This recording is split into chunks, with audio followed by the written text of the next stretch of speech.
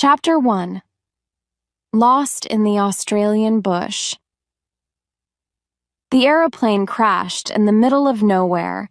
There were no roads, no houses, and no people. There was only bush and rocks as far as the eyes could see. Only 2 children survived the crash. The aeroplane was on fire. The girl pulled her small brother away from it. "Run, Pete!"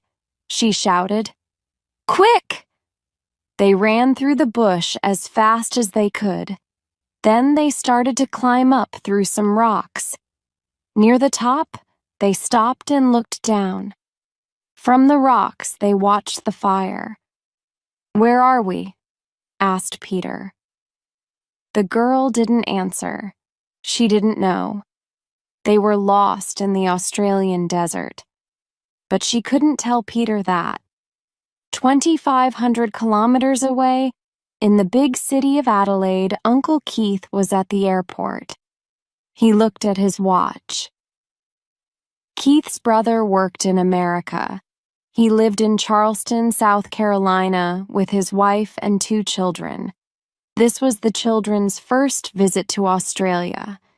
But their aeroplane was late. It was very late. Uncle Keith waited and waited. He talked to other families. They asked about the plane, but nobody at the airport could tell them anything. Then people began to talk about an accident, about a plane crash. There were no survivors. Now it was dark, and the children were alone. They were cold, so they climbed down between some rocks. They could see nothing. They could hear nothing. They were lost, and they were afraid. "It's all right, Peter," said Mary. His sister's arms were round him. That felt better. When a boy is only 8, a big sister of 13 can be wonderful. They talked quietly, perhaps because there was no other noise. Or perhaps because they were afraid.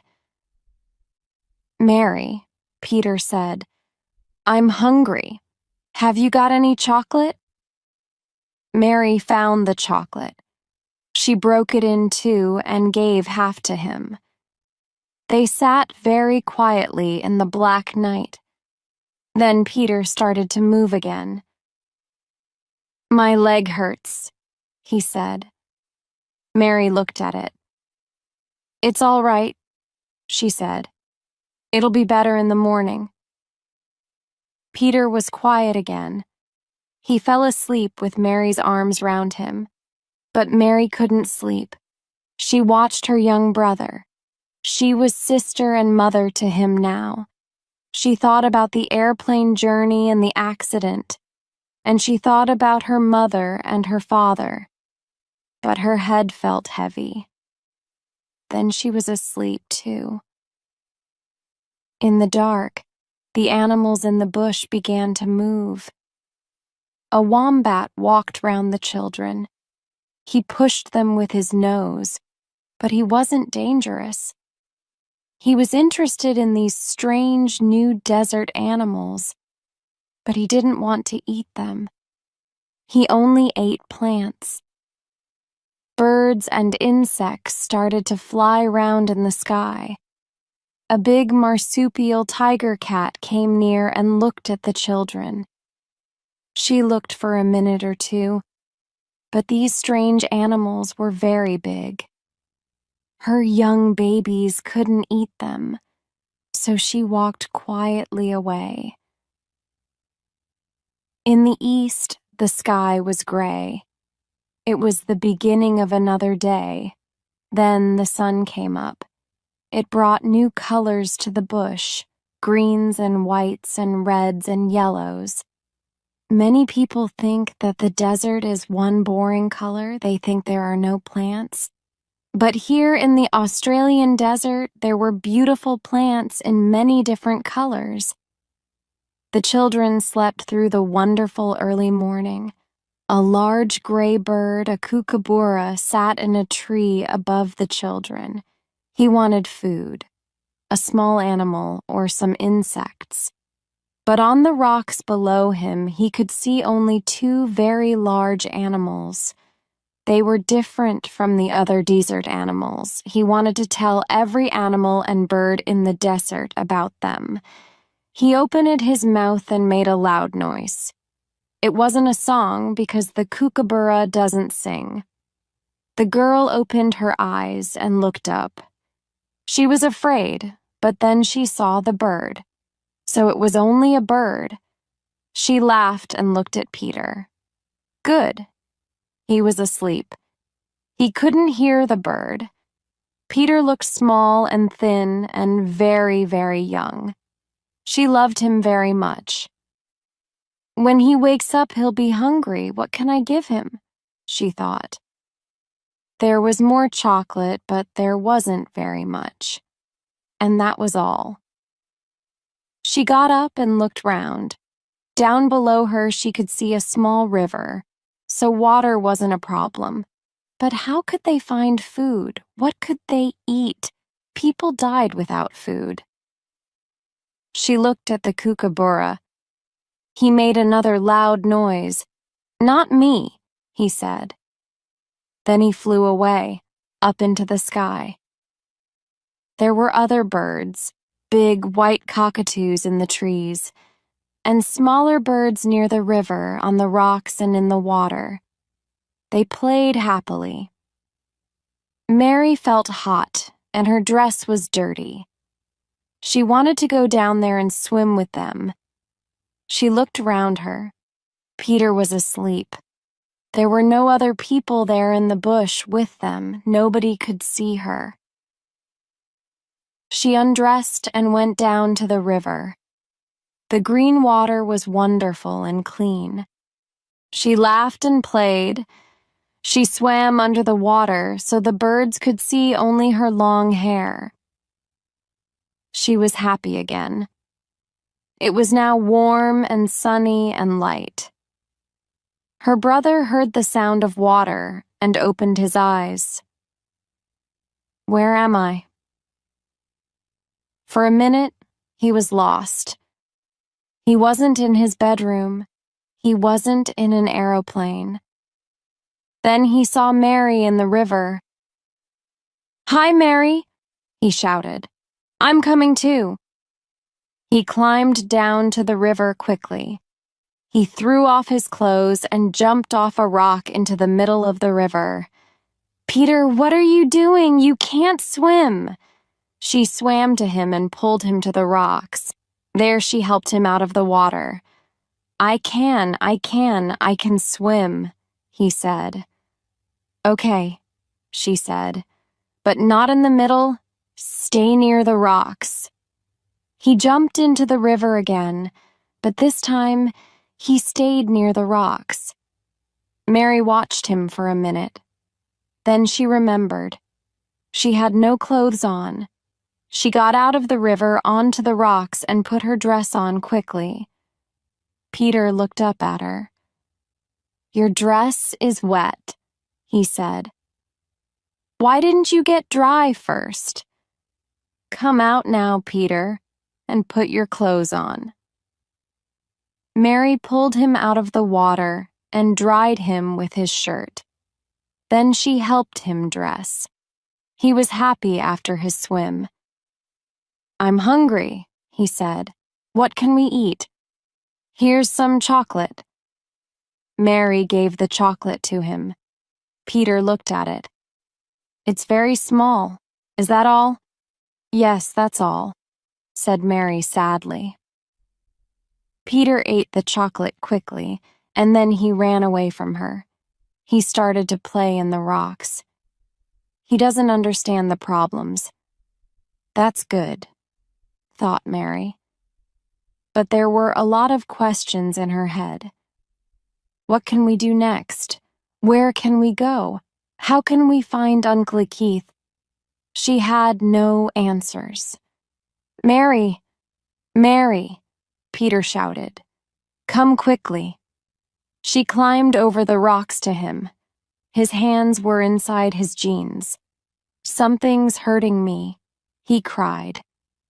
Mary pulled down Peter's jeans and looked at his legs.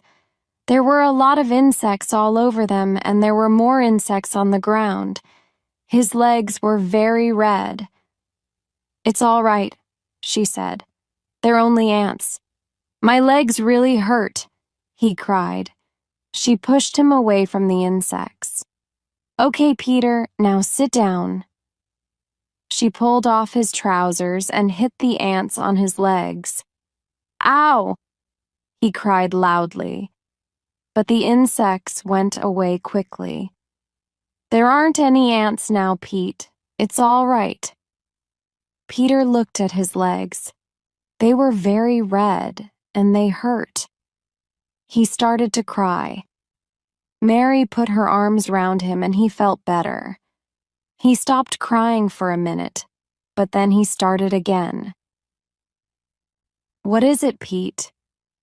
"I don't like this place, Mary. I want to go home." "We can't go home, Pete. Home is in America. How can we get across the sea?" "Then let's go to Uncle Keith's in Adelaide." Mary looked at him. "So you remember," she said. "All right, I'll take you to Uncle Keith." He stopped crying. "When? Now?" "Yes," she said. "Now. We'll walk to Adelaide now." Mary was only 13, but she was clever. Adelaide was in the south of Australia. It was early morning and the sun was on her left.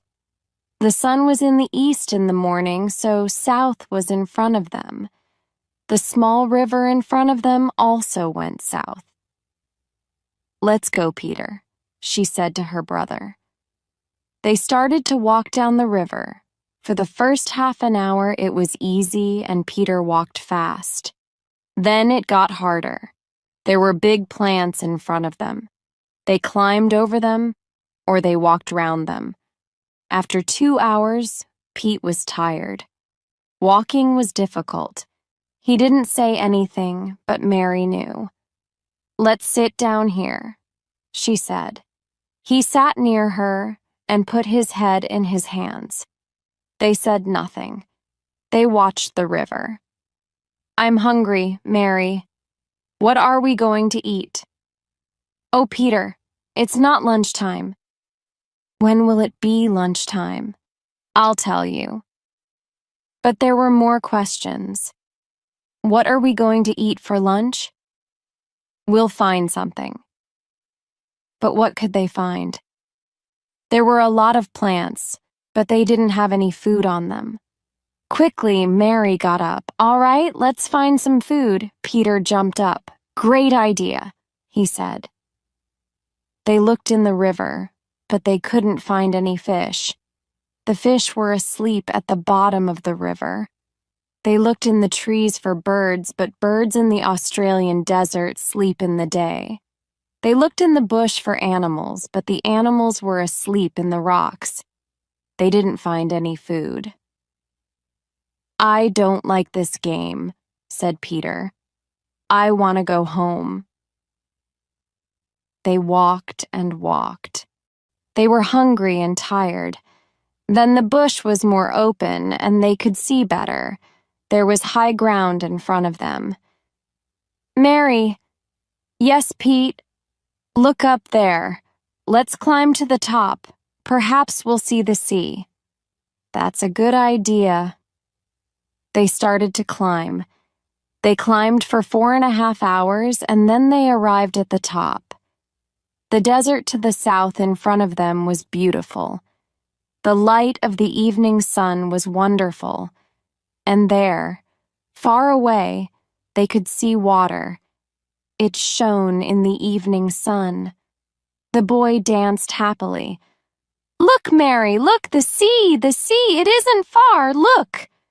"Don't look, Pete," she said quietly. She put her arms round the little boy. "I'm very, very sorry." It wasn't water. Mary knew that. It was the great Australian desert, hundreds of kilometers of it. "We can't walk to the sea today, Pete," let's find a place for the night," said Mary sadly. She got up and pulled Peter to his feet.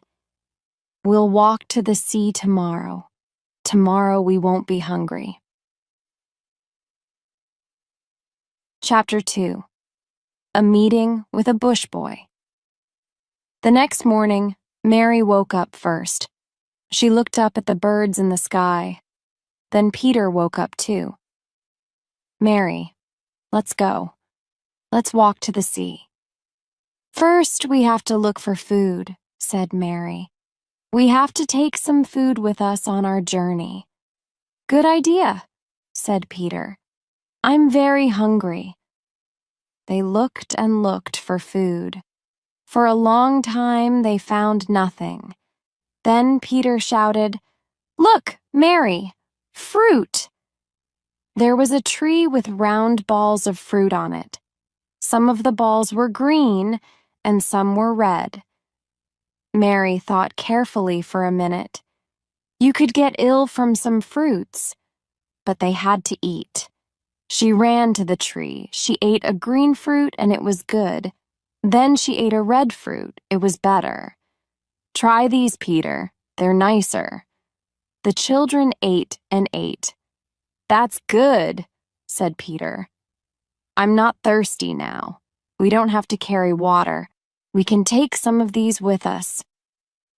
Mary pulled her skirt up in front of her. She took some fruit and put it there. Peter began to find more fruit too. He went from tree to tree.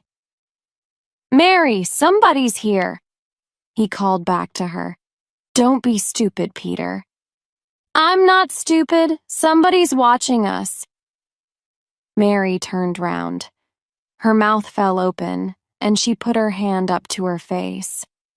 There was a boy very near them, only a meter away. He was black, and he was naked. Mary started to run away, but then she looked again. The boy was young and friendly. He smiled, so perhaps he wasn't dangerous. At home in South Carolina, there were black Africans. But this boy was browner, and his hair was different. He had big blue-black eyes, and he had a baby wallaby in one hand. Peter and Mary looked at the boy for a long time, and he looked at them. Nobody spoke, and nobody moved. They waited and waited. They were from different worlds. Peter and Mary came from a big city. There, people looked after them. The bush boy lived in the desert. It was his home, and he understood it. The bush boy put the wallaby on the ground. It was dead. He smiled. "Wormungalav, where do you come from?" Mary looked at Peter, and Peter looked at Mary. They didn't understand. The bush boy tried again. "Worumuwav, where are you going?" "We don't understand you, boy," said Peter. "But we're lost. Show us the way to Adelaide. Uncle Keith lives there. Which way do we go?" The black boy smiled again, and Peter smiled back. The boy went to Peter and felt his face. Then he put his hand on Peter's hair. Then he felt his clothes, the shirt and the jeans. "Those are trousers, boy. Why haven't you got any? You're naked. It's not right. Aren't there any shops here?" But the bush boy was too busy. He didn't listen. He looked at Peter's shoes. Then he turned to Mary. Mary wasn't very happy. At home in Charleston, South Carolina, no black person came near white people. But a lot of people in Charleston had strange ideas, and this boy didn't look dangerous. So it was okay. She didn't move. The bush boy felt her face and her arms too. And he felt her clothes. Then he looked at her carefully for a long time. Mary waited. He'll finish, and then he'll go away, she thought. Peter waited too. First he waited quietly and watched the bush boy. Then he began to kick the ground with his feet. Suddenly his face changed color. It went very red. He put his hand to his nose. He shut his mouth, and he made a strange noise. Mary turned round. "Peter, what are you doing?" asked Mary. Peter put his face in his hands, but nothing could stop him now. Suddenly there was a loud noise. Peter sneezed, and then he sneezed again, very, very loudly. "Stop it, Peter," said Mary. She was angry because she wasn't in charge now. Behind her, there was a different noise. The bush boy laughed. He laughed because Peter's sneeze was a very big sneeze from a very small boy. Then Peter laughed too. The two boys fell to the ground. They kicked their legs and moved their arms. They couldn't stop. They laughed and laughed. Mary watched them. She wanted to laugh too, but she was too old for that. So she went to Peter. "Stop that now, Peter." Peter sat up and looked at her. The bush boy looked at her too.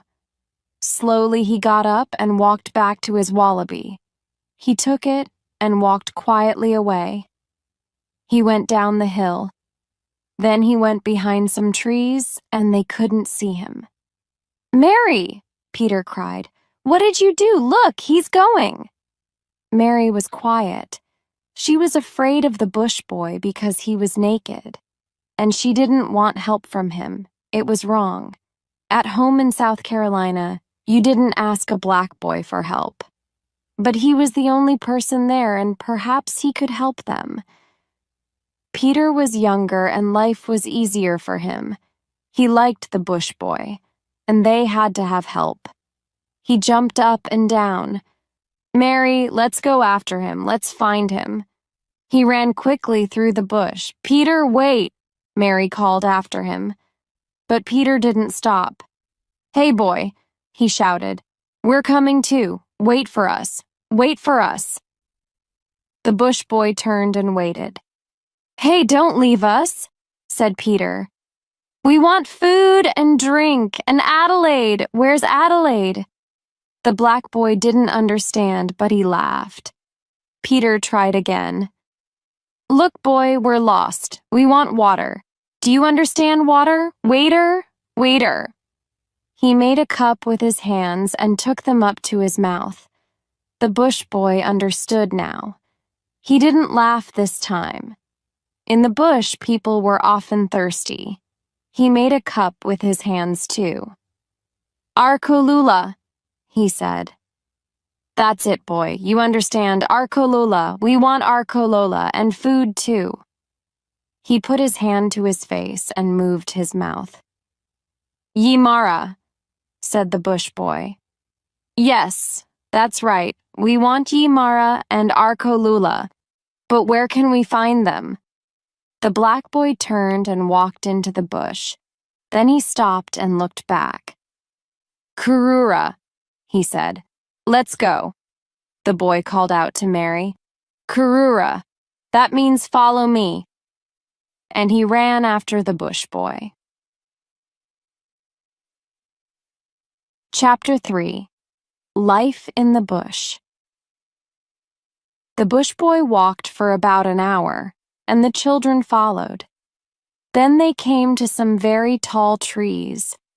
After the strong sun in the open bush, it was quite dark. Mary and Peter couldn't see very well, and they fell again and again. But it was quiet, and nothing moved, and it wasn't as hot as the desert. The bush boy walked quickly. Hour after hour, the bush boy walked, and Mary and Peter followed.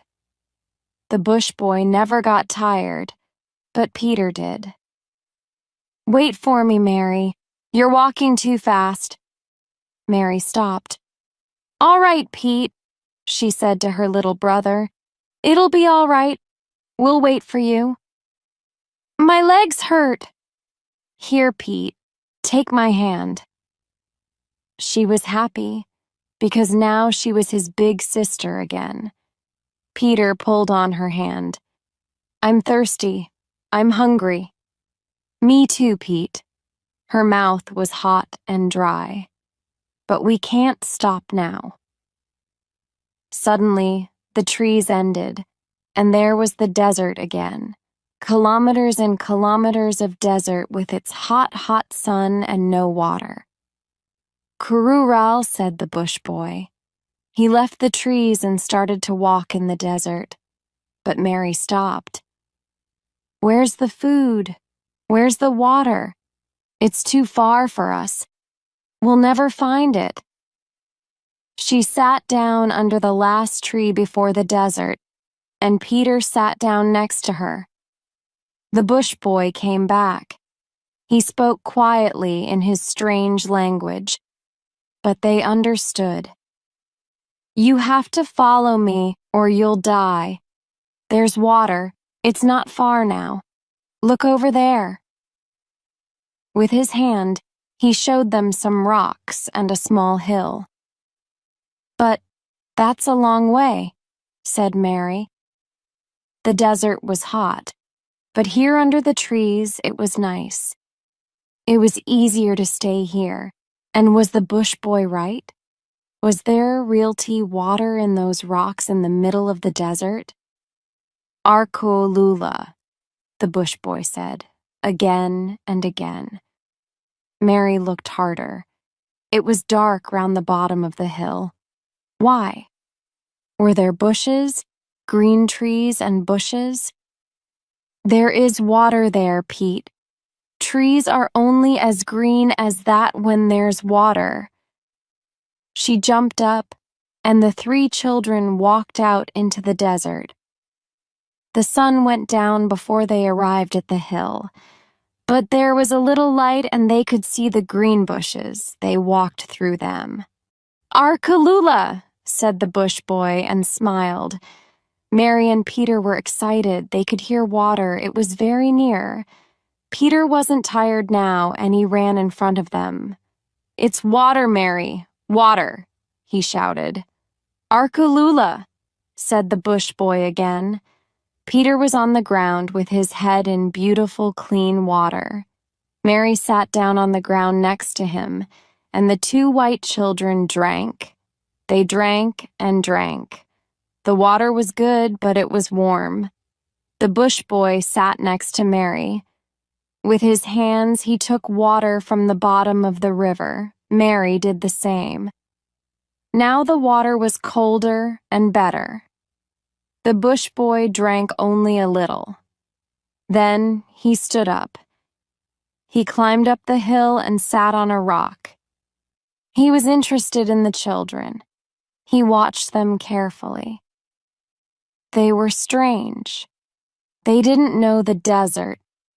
They didn't know anything. Where were they from? Why were they here? They couldn't live alone in the desert. I have to help them, he thought. The small boy stopped drinking and climbed up to the bush boy. The rocks were big, and it was difficult for him. The bush boy put out his hand and helped him up. Peter sat down and looked at the wallaby. He felt it with his hands. Eat? He asked. Yamara? The bush boy smiled and got up. He climbed down from the rocks. He looked at different rocks and stopped in front of a big flat piece. Then he found some wood. Peter watched, but he didn't understand. Lorana, said the bush boy. He began to build a fire. I know. Peter was excited. Fire. You're going to make a fire. Larentia, said the bush boy again. Okay, Lorana. You're going to make a Lorana. I'll help. The bush boy found more wood and Peter helped him. but Peter stopped suddenly. "How can we light a fire?" he asked. "When we haven't got any—" Peter didn't finish his question, but watched the bush boy with his mouth open. Australian trees have very dry wood, and Aboriginals can make fire in the old way. The bush boy sat by the flat rock. He put some very small pieces of wood on the rock. Then he took a long piece of wood between his hands. He put the end of this into the small pieces and moved it round and round very fast, and very quickly there was a good fire. "That's clever," said Peter. He put some more wood on the fire. Mary sat alone and watched the boys. Peter followed the bush boy everywhere. He didn't want her now.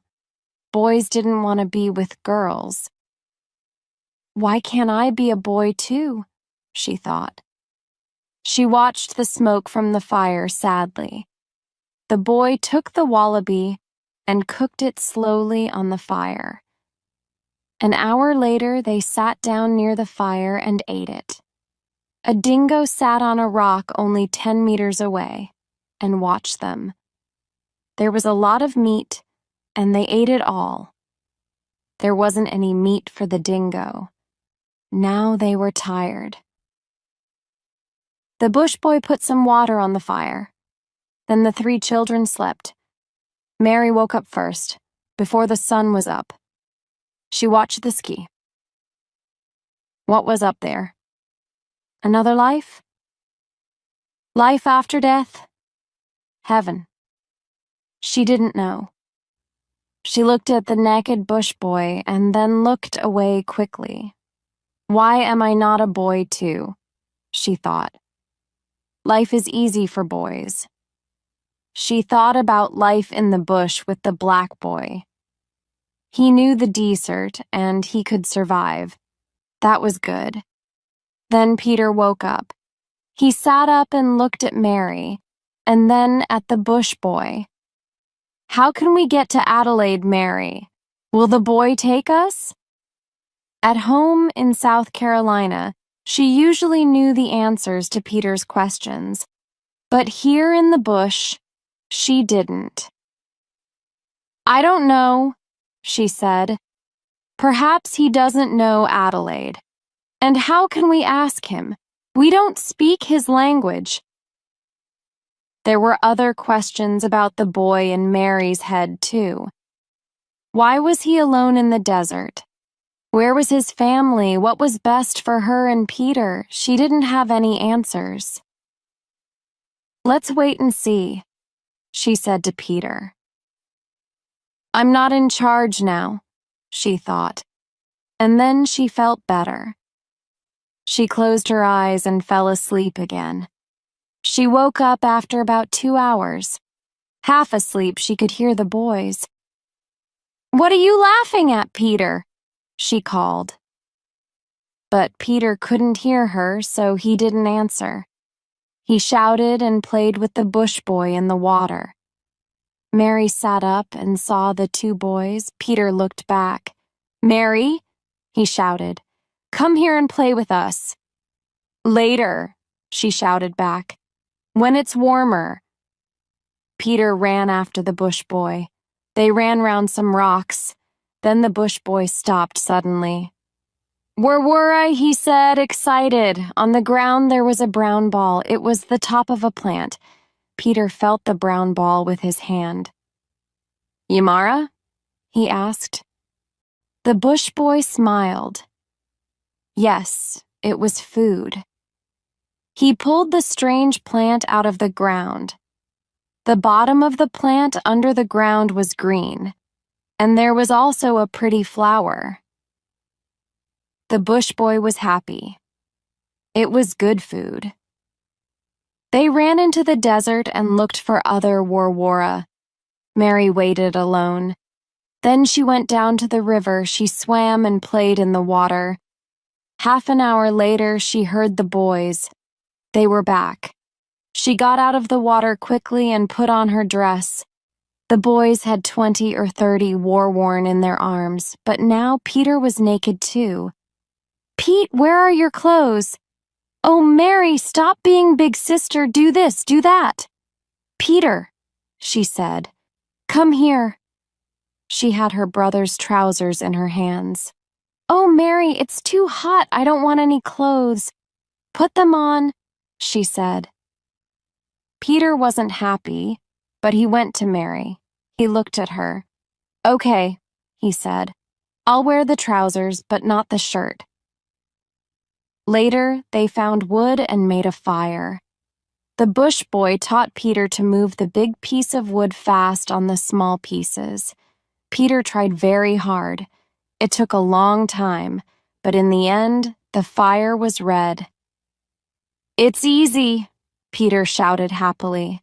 They cooked the war-worn, and they were very good. Mary watched the black boy. He was clean and strong. That was good. But why was he naked? Where were his clothes? She didn't understand. Everything was different in her world in South Carolina. After the food, they felt good. Peter put his hands on his stomach. It was very big now, and he started to laugh. The bush boy laughed and put his hands on his stomach too. Then he stood up and started to do an Aboriginal dance.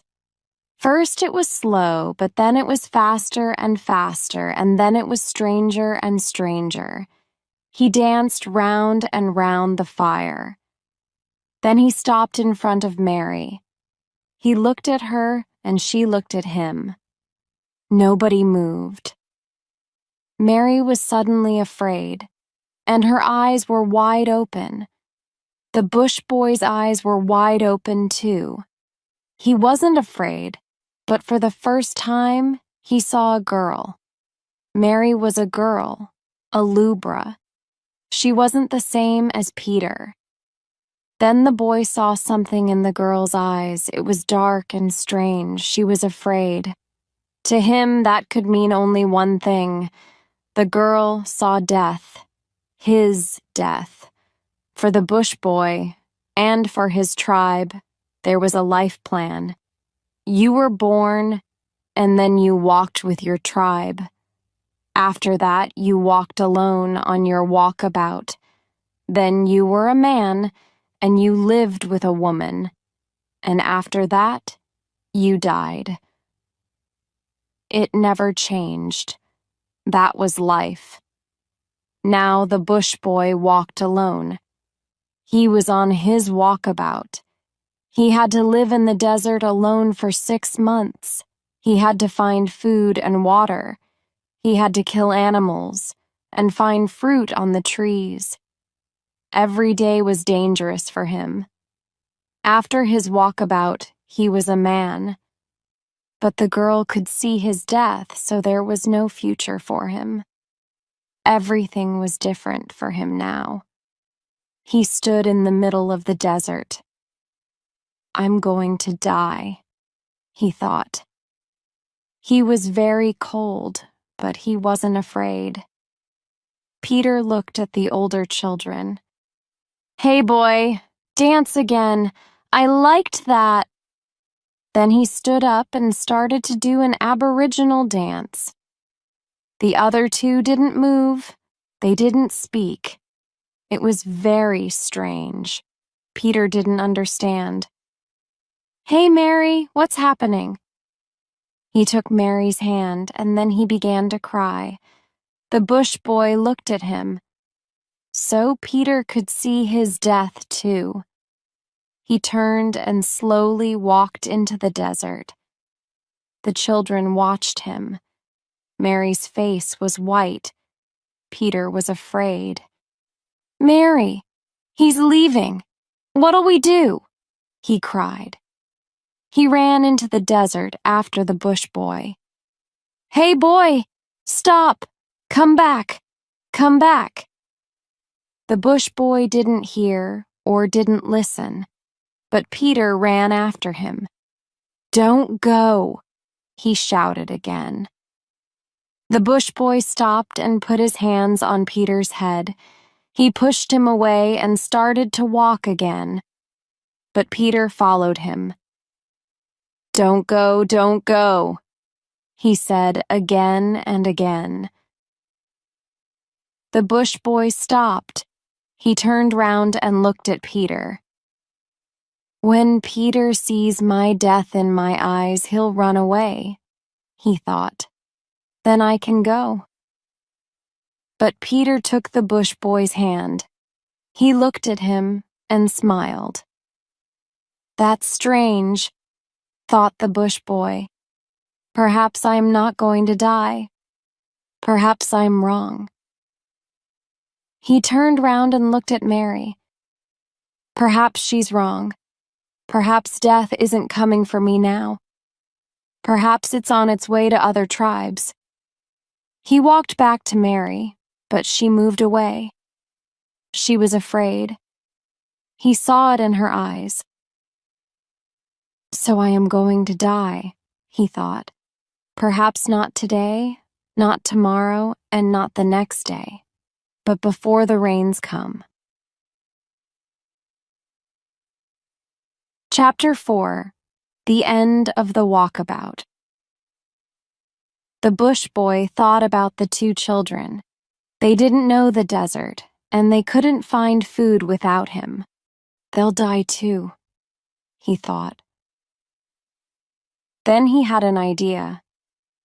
He had to take the children to the rivers under the mountains. That was the end of his walkabout, and a good place for them. There was water and food. There were white people not far from there, too. How much time did they have? Not much, perhaps.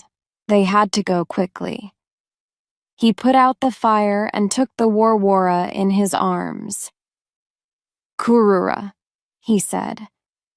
He walked into the desert. Peter followed, but Mary didn't move. Then she got up. "Where's he going? I hope he knows," she thought, and she started to follow too. They walked in the desert for a long time, up and down, over big rocks and across dry rivers. They went through tall trees and thick plants. It was hot and dirty, but the colors were beautiful, yellows, greens, and reds. The bush boy never stopped or looked back. He knew the way. Then the desert was suddenly more friendly. The trees were taller, and there were a lot of birds and a river. It was midday, and the sun was very hot. The boys drank water from the river with their hands. They put their heads in the water. Mary drank too, but she didn't go near the bush boy. When he looked at her, she looked away. "What's wrong, Mary?" asked Peter. "Why are you afraid?" Mary didn't move, and she didn't say anything. Peter didn't understand. But Mary was strange sometimes. Girls were often strange. He went to the bush boy and sat next to him. They ate the wanvora. Peter gave some to Mary, and she ate them too. "What's wrong, Mary?" It was very hot, so they stayed under the trees near the water for 3 hours. Then the bush boy got up and started to walk again. He usually walked 45 kilometers in a day, but Peter got tired quickly, so they only walked 25. On the way, the bush boy killed a big bustard, and they ate it for dinner. Then they felt sleepy. That night, it was cold, but the rocks stayed warm from the sun. So each child found a big, flat rock, but Mary couldn't sleep. "Peter." "Yes?" "Come and sleep next to me, please." "Why?" "I'm cold." "Okay." He fell asleep next to her, but Mary watched the bush boy. "I won't close my eyes, I'll watch him all night," she thought. But she was very tired, and of course, she fell asleep. The bush boy didn't sleep. Hour after hour, he stood there, on the rocks. He looked out at the desert. He didn't move and he didn't make any noise. The children walked the next day, and the next day, and the day after that. They stopped for 3 hours at midday when the sun was very hot. They found food, plants, fish, and small animals. They made fires and cooked their food. They swam in rivers, and they slept on rocks or under trees. Peter talked to the bush boy. He learnt more of the bush boy's language. He showed him a rock. "What do you call this?" he asked. "Garsha," answered the bush boy. "Garsha, Garsha," repeated Peter. On the 4th day, it was very dry, and they didn't find any water. Peter walked slowly. He didn't feel very well. Then he sneezed. The bush boy began to laugh again. He remembered Peter's first sneeze. Peter sneezed again. "You've got a cold, Peter," said Mary. "I know," said Peter through his nose. He sneezed again. He sneezed all day, and his nose was red. Aboriginals never sneezed and never caught colds. The bush boy didn't understand. "What's he doing? What's wrong with him?" asked the bush boy. But of course Mary and Peter didn't understand the question. That evening, Peter didn't help with the fire. He was too tired and too ill. Mary put her arms round him, and in a minute he was asleep. The bush boy cooked food for the two of them.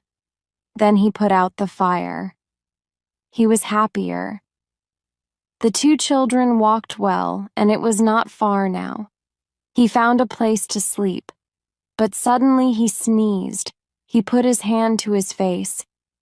It felt hot. That was very strange. Perhaps he was ill too. In the morning, Peter felt better. He got up and looked for the bush boy. He saw him in the rocks and went down to him. The bush boy stood near some water. He had a large, round rock in his hands. He looked at Peter and smiled. "Yarawav," he said, excited. Peter looked. There were a lot of fish in the water. "Is that Yarawavi?" he asked. There were thousands of little fish. They swam very fast. "Yarawa," said the bush boy again. "But how can you catch them?" asked Peter. The bush boy smiled again. He threw his rock into the water as hard as he could. The rock hit the water with a loud noise. The water came up round the two boys, and over them too. But on the top of the water, Peter saw the fish. Now they didn't move. "Are they dead?" he asked. But of course they weren't. The bush boy jumped into the water. He took a lot of the fish and threw them onto the dry rocks. Then he climbed out of the water. He hit the fish on the head with a rock. He gave some fish to Peter, and he carried the other fish. They took them to Mary and cooked them for breakfast. They couldn't eat them all, so they carried some for their dinner later. That evening, they sat round the fire and ate yarawa. Then the bush boy suddenly got up and started to dance. He danced round the fire. He danced very fast. Then suddenly, in the middle of his dance, he sneezed. He sneezed again and again. He felt weak and ill, so he sat down.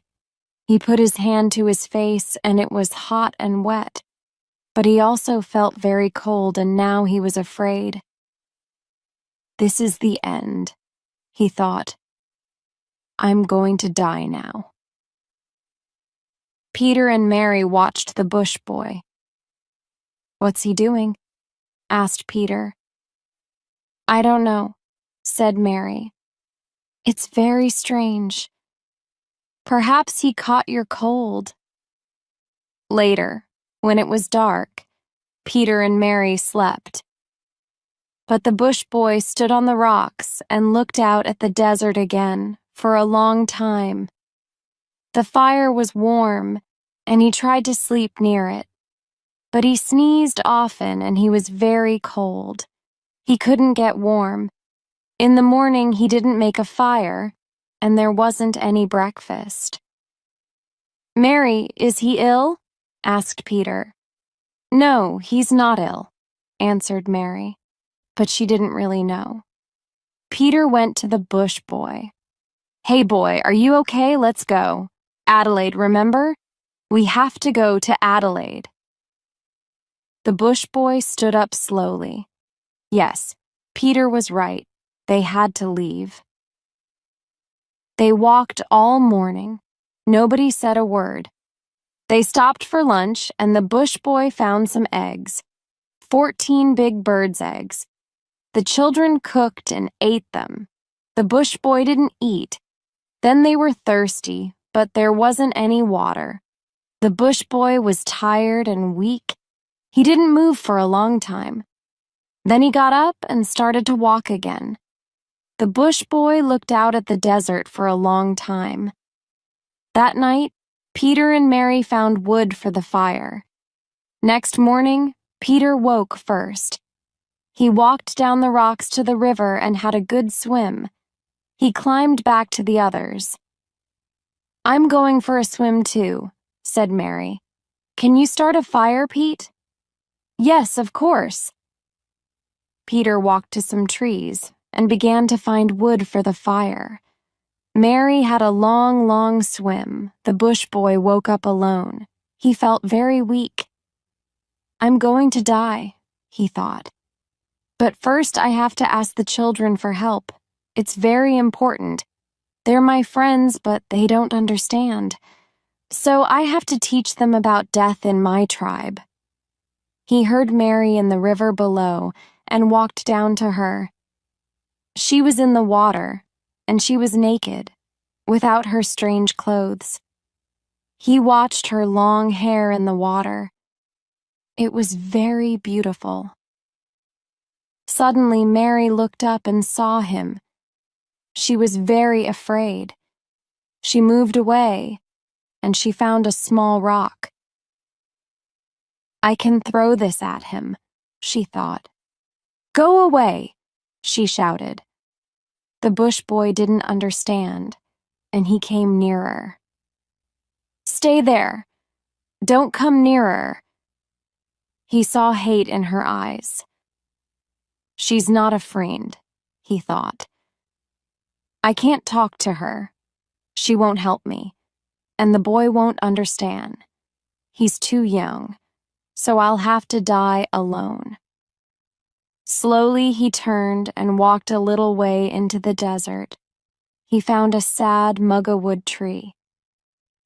"This is a good place," he thought. "I'll die here."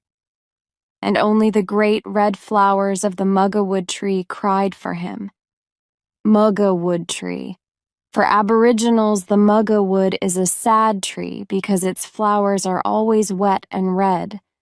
They say that the tree is crying. Mary went back to Peter. She started to put out the fire. "Hey," said Peter, "don't do that. We're going to have breakfast." "There isn't any breakfast, or what do you mean?" "Listen, Peter." She spoke very quietly. "There isn't any food here. Let's go." "What's wrong with you, Mary? Why do you want to go now? The boy will get us some food." "Listen, Pete, please, let's go. You and me will be okay." Peter's mouth fell open. "We can't leave the boy." "He doesn't want to come, Pete. I know he doesn't. I asked him." "You didn't," said Peter. "You can't talk the boy's language." "I'm telling you," she said, "that he doesn't want to come. I know." In South Carolina, Peter was never difficult, but now things were different. "I'm going to ask him," he said. He ran to the bush boy. "Pete, come back!" shouted Mary. But Pete didn't stop. Mary sat down sadly by the fire. After about 10 minutes, Peter came back.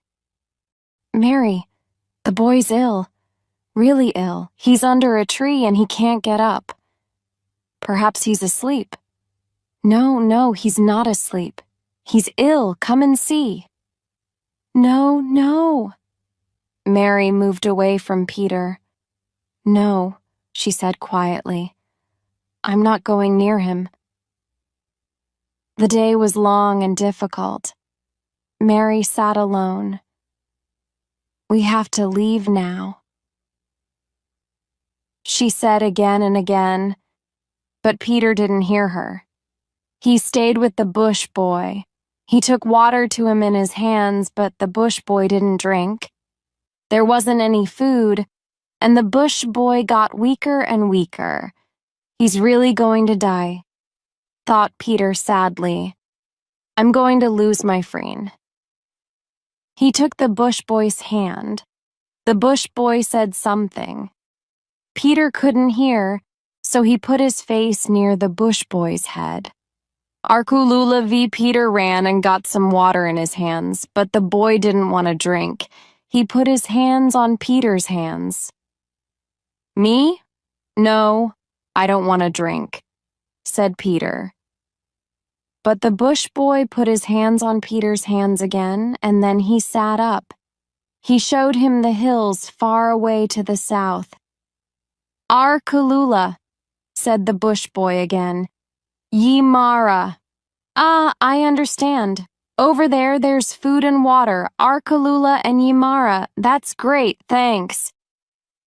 Peter took the boy's hand. "Now you can sleep." But then Peter thought of something. He got up and walked to his sister. She looked up. "How is he?" "I think he's really dying," said Peter. "Oh, no. Mary put her hands over her face. Peter looked at her. Then he remembered his question. "Do you think he'll go to heaven, Mary? I mean, he doesn't go to church, so perhaps he can't go to heaven." "Is he really ill, Pete?" "Yes. Come quickly. Come and see." Mary said nothing. She looked at Peter, then she looked down at the rocks, and she looked at the hills far away. Then she said slowly, "Okay, I'll come." They walked to the bush boy's tree. She looked into his face. "You're right, Pete. He's dying. What'll we do?" She sat down and took the bush boy's head in her hands. She put her hands on his face. The bush boy opened his eyes and looked at her. Then he smiled. Mary suddenly understood a lot of things for the first time. "I was very stupid," thought Mary. It was too late, but she knew now. There weren't two different worlds, his world and her world. There was one world for everybody. The bush boy died early in the morning. The desert was asleep. Nothing moved, not the animals, not the plants, not Mary. She was asleep too, next to the bush boy, and her long hair fell over his face. Chapter 5. Out of the bush. Mary and Peter made a bed on the ground for the dead boy. They put wood and rocks over him. Pete put some of the red flowers from the muggawood tree on the top. When a person died in South Carolina, everybody went to church. There was no church here, but they stayed quietly with the dead boy for a short time. They sat near him, but they said nothing. Then Peter stood up. He was in charge now. "Let's go," he said. "Kururev, where to?" over the mountains." "Is that the right way, Pete?" Mary asked. "Yes, the boy told me. Over the mountains there's food and water." "All right," she said. "Let's go." They started to walk. They walked carefully, and they found food and water. The Bush Boys' lessons helped them. They knew the desert now. That night they stopped and built a fire. They sat and talked sadly about the Bush Boy. "Do you think he's in heaven, Mary?" Yes, he's up there. I think he's watching us. We all live in the same world, Pete. When we die, there's only one place for all of us." Pete smiled. He looked up at the sky for a long time. Next morning, the children left early. They were in the hills now. They climbed and climbed. When they were at the top of one hill, there was always another hill behind it. The journey was difficult, and they didn't find much food. When they found water, it was often very dirty. But the desert was their home now. They too could survive there. South Carolina was far, far away. "Is this the right way?" asked Mary again. Yes, said Peter. "The boy told me. Over the hills." But there were always more hills. That night, they slept in the rocks, but they had no food. Then the next day, after 3 hours, they came to the last hill. They were at the top. "Look, Mary, Yamara and Arkalula V," said Peter excitedly. The boy was right. At the bottom of the hill, everything was green. There was food and water below. Hand in hand, the children started to run down the mountain to the rivers, the trees, and the green plants. The country was very beautiful. It was wonderful after their difficult life in the desert. There was food everywhere and a lot of water. There were birds in the trees and fish in the rivers. The plants and the trees had fruit on them. The children were a little afraid of the big, tall, dark trees, but then they began to play in them. Peter climbed up a tree. "This is great," he shouted to Mary, and then she climbed the tree too. They played all day, and they were friends again. On the third day, they saw a koala in a tree. It was a mother koala with her baby. Pete went up into the tree. He took the baby from the mother and gave it to Mary. "There now, play with that," said Peter. The mother koala started to make strange sounds. She wanted her baby. At the bottom of the hill, everything was green. "Oh, Peter, how could you do that? You bad boy." She tried to give the baby back to its mother, but it caught her dress. It pulled and pulled. Mary's dress came off and fell to the ground. "Oh, my dress," said Mary. She laughed. She felt good now, with no clothes on. She was a different Mary now. "I never want to leave here," said Peter on the 6th day. The children played and played. They swam for hours in beautiful blue water. They forgot Adelaide and Uncle Keith, and they forgot their old life in South Carolina. Mary sometimes thought of home in Charleston, but not often. They were very, very happy. On the 7th day, the children found a beautiful wide river. They sat with their feet in the warm water. "Hey, look over there," said Peter. "Smoke. There's a fire." "And people," said Mary. "Yes, people. How many are there?" "3, I think. Let's make a fire too, then they'll see us." "Okay." They found wood and built a fire. The three people saw the smoke. They ran down to the water and started to swim across the river to Peter and Mary. "They're coming, Pete!" Mary was excited but also afraid. She didn't have any clothes now. She couldn't say hello without any clothes. Not to white people. "Do you think they're white, Pete?" Peter looked carefully. "No, I think they're black. They're the same as the boy," he said. She felt better. They stood near the river and watched. They saw a family of Aboriginals, a father, a mother, and a young girl. And on the father's head, there was a baby. The mother and daughter swam with food and other things on their heads. There was a dog with them too. They came near and climbed out of the water. They were friendly, and they smiled at Peter and Mary. The woman gave Mary some food. Peter played with the dog. The black people talked and talked. Mary didn't understand very much, but they talked with their hands too, and she watched carefully. "Wait a minute," thought Mary. "They're telling me something. Is that a house? Are those people? Yes, they're trying to help us." "Pete," she said. "They know we're lost.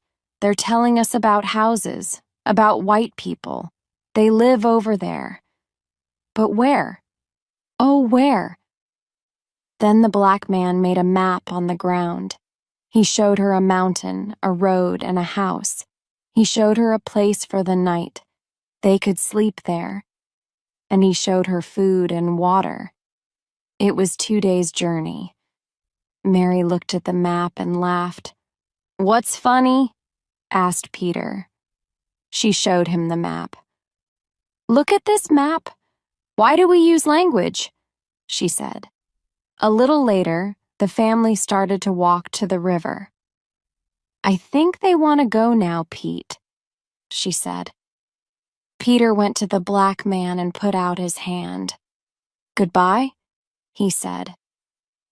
The black man smiled and put out his hand too. Mary also said goodbye, and the family started to swim back across the river. Mary and Peter sat near the river and watched them. Then Peter stood up. He was ready for the journey home. "Are you coming, Mary?" he asked. Mary looked round her. "Oh, Pete! I'll always remember this." "What's wrong now, Mary?" Mary started to cry. "It's really, really beautiful here." "I know," said Peter. "I'll always remember this." He looked round at everything too. Then he turned to Mary. "But we have to go, Mary. Let's go home. Kurura."